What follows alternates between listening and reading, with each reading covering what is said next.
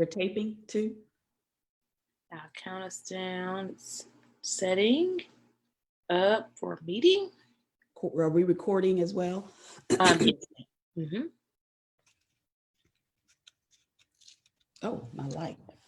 All right, Dean, we are live. We're live. Yay. Good morning. Good morning. Good morning. Good morning. How are you today? Long time no see, seems like. I know, it seems like, right. We had a wonderful July 4th holiday in between. And how was yours? It was good. I got to see family and loved ones, and Yes. my kids got to swim and do all the fun stuff. So do all the fun stuff. That's right. That's right. Well, that's good. I did too, although I probably couldn't tell you what all I did on that day. It seems like I know it was only a week ago, but it seems like maybe a month or so. But it was fun, nevertheless. It was fun, and we did a little math. I did a little math. Okay. Yeah. Good morning, parents. Yay. So good to see all of you, whether you're watching this morning live or whether you're watching at a later time. We thank you for joining us this morning. This is our episode 5 of Math Chats for Parents. We're excited to be with you today. We've got some things lined up to talk with you about, following up on our theme of using manipulatives. It is, Mel, we're going to talk about today. And movies of all things. Yes, we're going to talk about all those movies you've been watching and having your kids watch this summer, and how you can extract some math out of those to make it more meaningful to them, hopefully, as they're watching the movie. So we're going to talk about that today. But we also want to encourage you to stay with us. We've got a couple of more chats throughout July, right, Mel? That's right.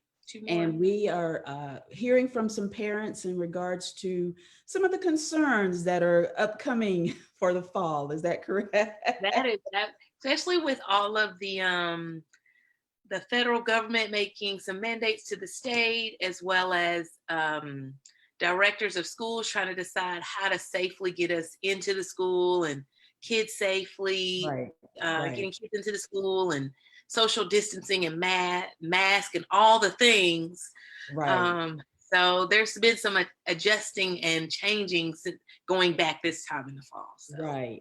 And there's some options that we understand, parents, that you're faced with. And so we want to take time over the next, our next couple of chats to bring with you some discussion about what those options might look like, and what math learning, or just learning in general, really even, might look like for you when you're working with your children, dealing with each of those options. Not to necessarily side one over the other. We're just going to take the 3 general, I think there are about 3 or so general options that have been kind of circling around out there.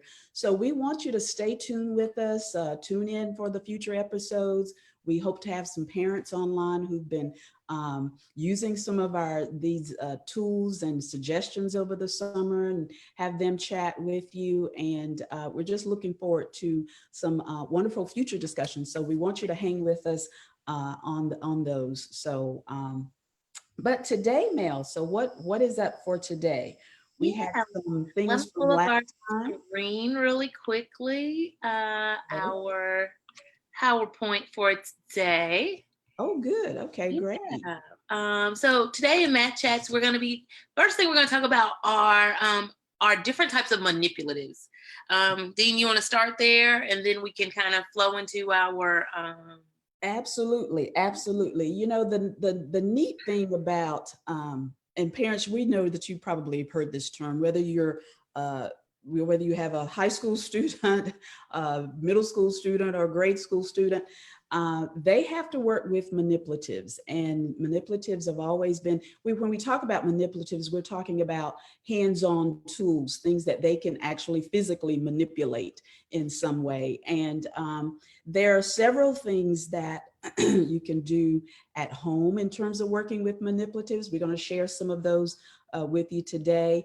Manipulatives sometimes are very good tools for students to use to sort of just further their thinking about things, right, Mel? That's right, yeah. To sort of help them bridge some of the abstract concepts that they may be trying to learn with the ideas and with their learning. And so I see you have several examples up here, Mel. These are some more formal type manipulatives, but these are things that you might see at home. I'm looking at the 2-color counters over here on the right. Those are always fun. Or and actually you even have them like in a backgammon game. I have some that are brown and white or black and white. Yeah, that's right. Something like that. What other stuff you have up here? Let me throw this out there real quick. So Okay. in the younger grades, kindergarten, first, second, you usually see a lot of manipulatives. And then once you get to third grade, you don't see those same, we don't tend to see kids working with manipulatives. And so, but you want your kids to work with manipulatives. It's just really good for making that connection from your brain to actually manipulating the, the mathematics. So I do have a few homemade ones. So for younger kids, like our preschool ones, like put sequencing numbers. You can always grab some clothespins and put numbers on them. And you can sequence them. You can put them on I have some rope, but some like a shoestring. And put them on, have your kids clip them onto their in order. That's a little, that's probably first grade. That's about a kindergarten, first grade skill, ordering numbers. And you can get even more advanced. You can put decimals on it. You can put fractions on it. So that's one really good one that you can use. You can also use that same string and buy some of these. I think these were like $1 at Walmart. And you can put them on another shoestring, and it's like a number line. And you can do things like one of my kindergartners, we counted by 10. So you put them in groups of 10 and you go to 120. Don't stop at 100. Go ahead. I ask you to go back to the full screen so we can see a little bit better what you're doing there. Absolutely. That is so great. We've got to make sure we see all of that. Yeah, great. So show us that string again. Yeah, so it is a shoestring with beads on it, the little pony beads. We used to put them on, we put them on our hair, same thing. And you put multi-purpose. Yeah, multi-purpose, that's right. And make them from 0 to 120, not 100, 120. And then you can do things like count by 10s, count by 2s. You can say, what's 2 tenths? And then you can show that there's 2 tenths, or what's 2 20ths. Like you can get pretty advanced with this particular number line. I got this one from our one of the ladies that works for our district. You can also print off a 10 frame. So Milan, this is Milan's little 10 frame, and we use Cheerios to cover them. Really? So that's a way you can have just little, and I actually do a 5 frame with her, but so I'll just put a few up there and Milan will count them, or we'll change the order in them. So that's another one. Here's one of my favorite ones, 2 of my favorite ones, especially for older kids, fractions. So if you open up a bag of Skittles and you just don't count them, just put them out there. How many? Let them eat them. Yeah, don't eat them. There's Milan. Hello, Milan. Say hi. Hi. She's waving. I see. Great. So, you can take the Skittles and do how many red ones versus how many yellow ones. How many total do you have versus how many total red versus total yellow, total red and yellow versus, and then my last fraction one is Hershey bars. That's another one of my favorites. I love Hershey bars. And you can do different fractions with this.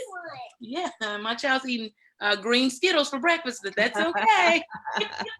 And so there's so many different, I have some chips. And I like the Hershey bars because you have 12, most of the bigger ones have 12 different sections in them. Yeah, that's so right. You can really explore lots of different fractions that have the denominators 12 or some multiple of 12. You can really get into a lot of that, 3/4 and 7/5. But I really like what you said about the, excuse me, I'm getting, might need some water here, but I like what you said about hanging those numbers on the number line, because certainly young kids do need to get that order in there. They need to understand that order, that rote counting, and they need to understand that, okay, 2 and 3 and 4. But then when it comes to fractions, it's a Mhm. little harder for even middle school students to understand, well, where is one fraction is in relation to another, Exactly. especially Mhm. if they're all less than one. Mhm. Yeah. Mhm. Right? And Exactly. so they can really practice, okay, well, this is 2/3, it's going to be sort of right here, I guess 2/3 of the way to one. And then even fractions that are greater than one. You Mhm. remember parents, we call them improper fractions, right? So helping your kids with these manipulatives help your kids just sort of get a really a grounded understanding of what do fractions look like, what, because you can't turn everything into decimals, and we know they have calculators, but they're teaching, fractions can turn into decimals. You can turn fractions into decimals, but that's not the only way you really want students to understand the fraction. You really want them to understand the fraction in terms of the relationship between the numerator and the denominator. That's really what you want them to understand. So I love that task. All of those are really good. Yeah, and also parents, if you're saying, okay, look, I don't even really know how to do that, like, okay, I didn't do well in fractions or whatever. If you just go to Google, and there are several tasks, if you say ordering fractions, you Right, can find different fractions and which one's greater than 1/4, whatever, 3/4, which right, one's greater, less right, than, and right. if push comes to shove, take a picture and send it to us, and we can help you put those in Absolutely. order. Because I once took a professional development, and it was a lot of us. It took us a minute to understand, sixteenths and thirds, and how they Mhm. differentiate between the two, how you differentiate between the two. So if you need help with those, that is a very big skill, It's starting a big in skill. third grade all the way Yeah, up until middle school. Those absolutely. fractions, It's a getting a big really skill. good understanding of what fractions And are. understanding those operations with fractions as well, because even in high school, when you start doing rational expressions with algebra, you Yeah. still have to know the basics of fractions and what do you have to do, and how do you, if you're dividing, what does that mean in terms of why you reciprocate and all of that other stuff. But now, if you will, put back some of those other manips that you had there. Sure. And I would stop I have not started my timer again. So I'm going to put it at uh 20 here. Okay, cool. All right, good deal. So you talked about the two counters, the beads, the spinners, even the dice, the Yeah. number cards, color tiles, base 10 blocks. These are all things in parents, you may say, well, where do I get this stuff? Well, some of it, like you saw with Mel's examples, you can make it. Some of it a lot of it you can download Mhm. templates as we have from the computer, or you can just visit a teacher store lots of times and find some of these things, or you might even be able to find some of these things in like some of the dime stores, as we used to call them, that kind of thing. So yeah, these are wonderful tools just to have around for your kids, especially when they're learning these ideas from the very beginning. Yeah. And then we were even dealing with some other manipulatives from last time, weren't we not? Oh, absolutely. Yeah. Let's go to this next slide. Oh, okay. You want to go to the next slide? Yeah, sure. Tangrams. Yes, the tangrams. Yeah. Right, right. Now, parents, this is the answer to the sheet that we actually shared with you all and say, do with your family, have your kids play with this. And hopefully you got a chance to do that. If not, no worries. We'll have this sheet up it's also on our website, and we'll have this answer sheet on our website. Now, this may look a little busy, right, Mel? We were concerned about that. But what we'll do is we're going to focus on, say, the square for right now. And what you do in this task is you make the square out of all of these numbers of pieces. So we got an example here that Mel has highlighted, which I love this. Obviously, with the set, if you are sort of familiar with the set, you have a square in the set, so you're going to have a square there, and then you can make the square out of two pieces. any two pieces, right, Mel? You can That's take right. those two triangles, make a square. You can make the square out of three pieces.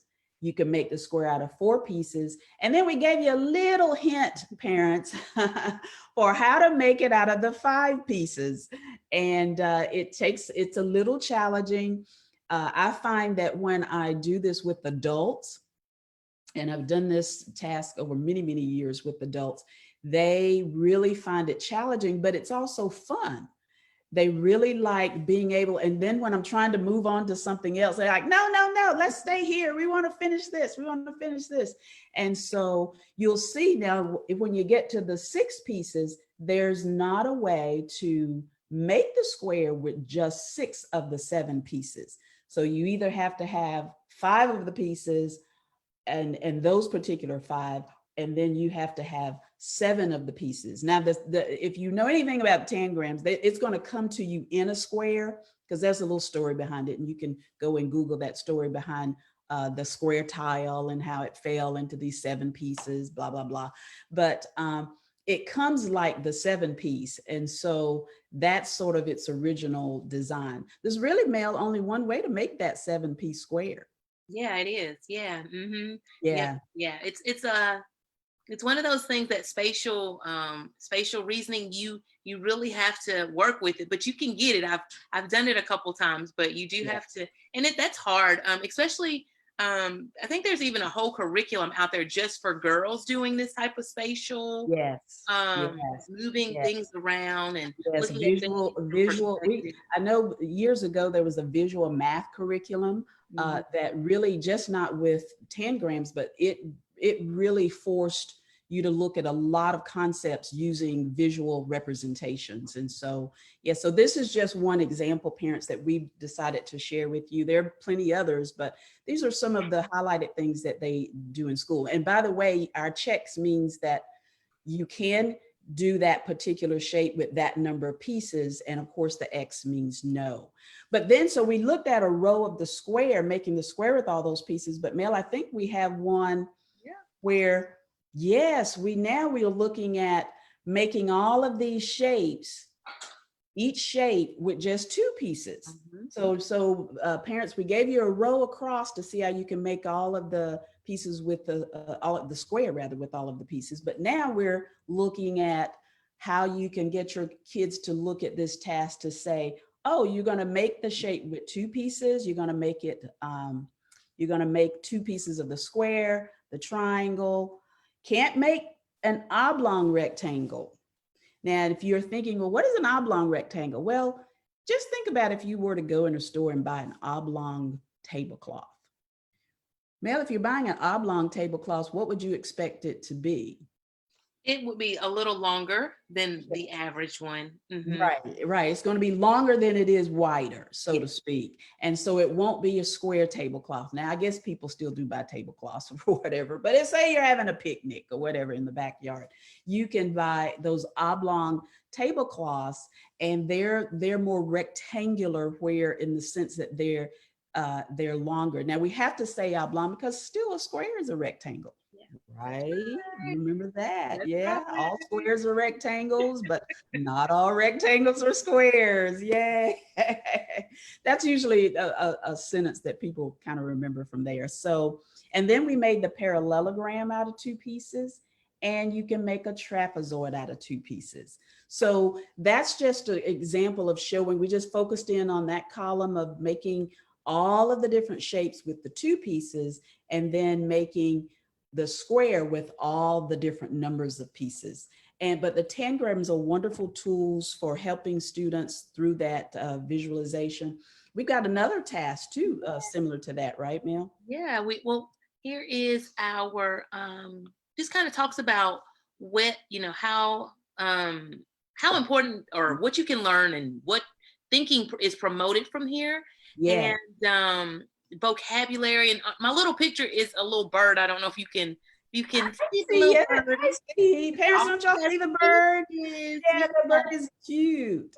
It goes back to that book that we talked about last week about making the animals. So Yes. um Grandfather Tang. Yeah. Grandfather Tang, that's right. So you're going to see vocabulary, geometric vocabulary, spatial visualization, flipping and turning and sliding. Yes. Those are all those geometric terms that you're gonna that your kids begin to see around fourth grade. You'll see it around fourth grade. Mikey's we didn't do as many, was it tessellations as much this year, but they were working on that vocabulary. Right. Area conserving, same area, different different pieces making up the same area. And then for our thing, problem solving, yes, making one finger moves or adjusting it just by a little bit to change the picture or and changing another shape. yeah. Yeah, and one thing I will say about this, and because you were saying about, they start these things in the early grades, but really this whole geometric learning goes all the way through high school. Yeah. Because, for students, I think they still have an option of taking geometry in high school. And at that time, they really anticipate students knowing their properties of the shapes and knowing that vocabulary. Knowing the difference between, say, a rhombus and a parallelogram, or a square and a rectangle. By the time they get to high school, middle school, high school, they really want students to have those distinctions made, and understanding that, for flipping it, that's like, what do we call it? Rotating, and turning it is, I guess turning is rotating, and flipping it is reflection. Right. Then we have more, shall we say, sophisticated terms, if you will. I don't know if that's maybe a right word for it, but more adult terms for it, if you will. Sliding it, we call those translations a lot of time. So really they start in elementary school, Mel, but then it really just moves on up to where it sort of gets more formal in terms, in the language and the vocabulary. But they still, even through high school, they still have to use these concepts as they're going on. And even when if students are going into a STEM area, as they're studying other areas, it's kind of this type knowledge becomes kind of basic knowledge for them to know, to understand, okay, what do I mean by area? If I'm going into surveying or whatever, I got to have those kind of understandings already in place. So and our, famous topic of problem solving, which we'll be talking with you some more about that as the term comes up, because that's going to be a big thing, I think, even for as we look at all of these options for what's going to go on in the schools. But that's really pretty. I like your bird, Mail. That was really thank you. Let's move on. All right, our number puzzle. We'll say a little bit about this, parents, because this was a task I think we shared for you all to do with the students at home. And what happened? Let's see. Oh, and you were wanting to see if you could come up with the same value. So we did it, Mel, right? Yeah, we did. And what did you come up with, Mel? I did it, and I can tell you what I came up with. 5. I think you came up with 5. Is that right? I don't remember.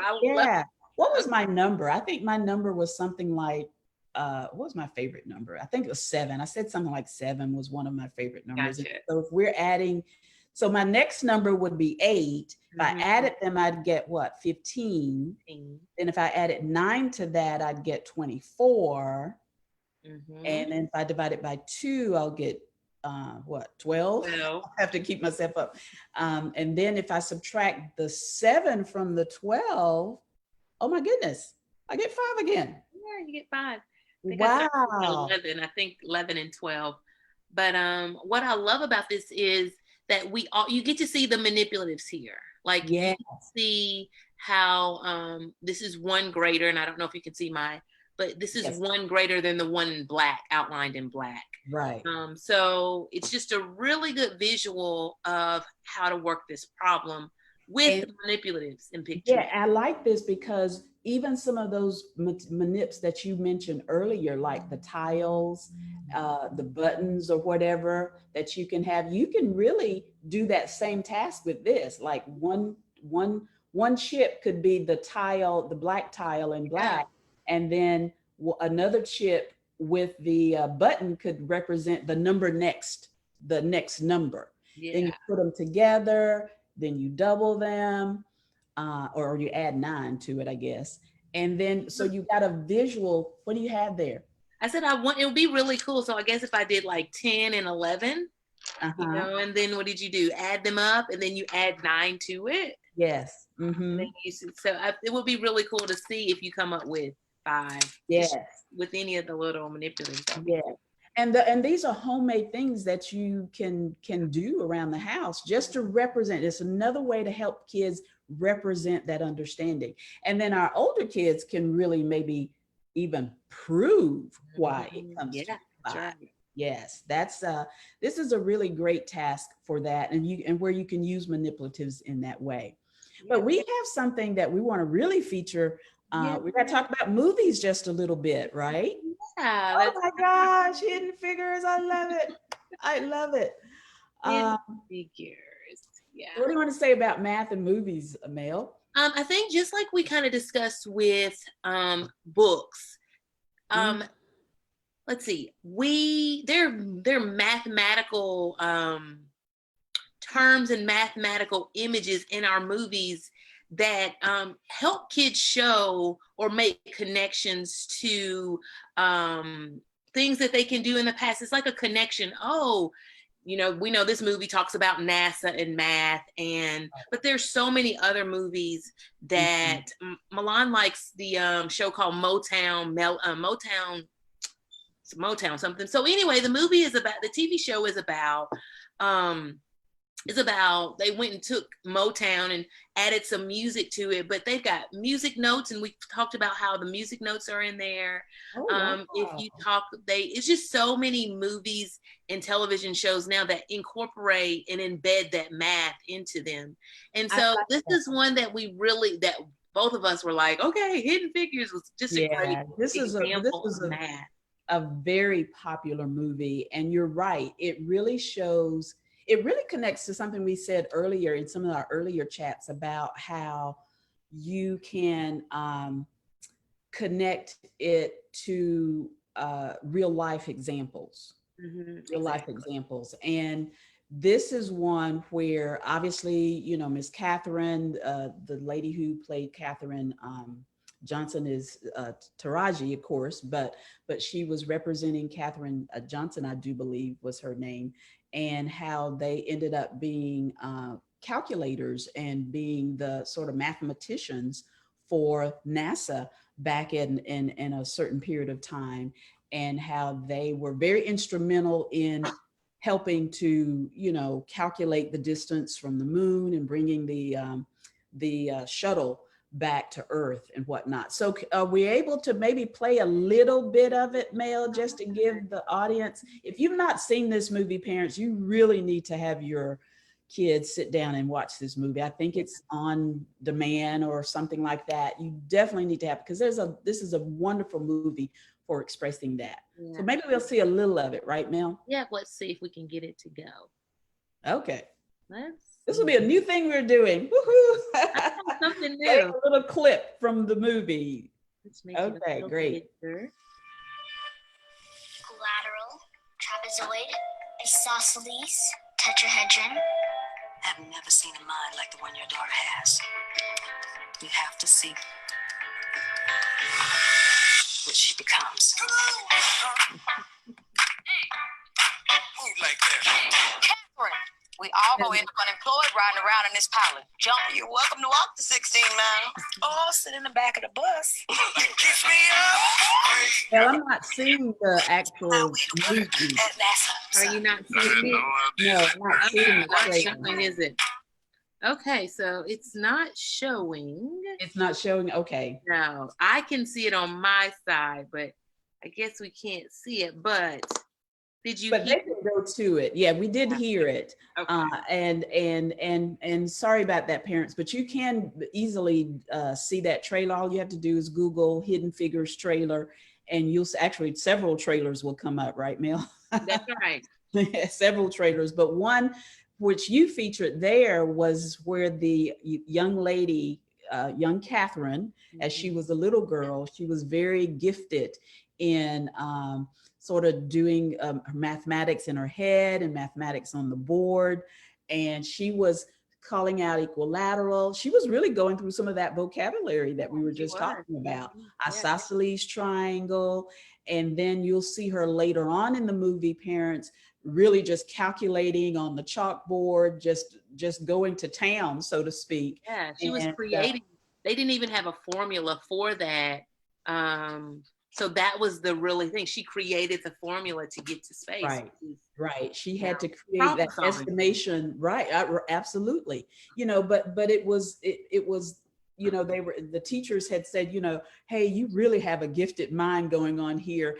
And what did they do? They really just poured into her that talent, and they saw her bloom each time. And she was doing math books, and she'd have to go to some of the different math books to make sure she could create that formula, like you're saying, for that calculation of trying to estimate it just accurately, so that you could work with that. And that's very powerful. That's the power behind being able to problem solve and being able to see that. And of course, that movie was just such a great example because it featured females, and it featured African American females. Yes. In mathematics. And even if just students of color in general, if they're gifted in that area, these are things that you really, really want to explore with your kids, and make sure that if they are showing a gifting in that area, that you promote that and keep that, support that as they go throughout their classes. So what else could we say about, there are a number of movies. One of my favorite ones that we're not featuring, but is the Pursuit of Happiness. Mm-hmm. With Will Smith. There was a lot of math featured in that movie. In fact, he even solved the little Rubik's Cube. You remember the Rubik's Cube of back in the day? Yeah, this one isn't a math one, but Akilah and the Bee is another one where kids are they're talking about academics in movies. Right. Not mathematics, but you can see right. how those strategies. And if parents are curious about some of these, this is a book that a colleague and I shared wrote a few years ago, about 10 years ago, where we talked about math, culture, and popular media. And we feature some of these movies in there, not to necessarily show. You can actually download some free lessons from that. If you go to the website of Heinemann is the website, or you can just look up math, culture, and popular media, and it'll pop up. But there are some free things in there that you can download, parents, in terms of understanding print media as well as movie media. And we wanted to bring this point up, Mel, because since kids have been out, they've been watching a lot of movies, I'm sure.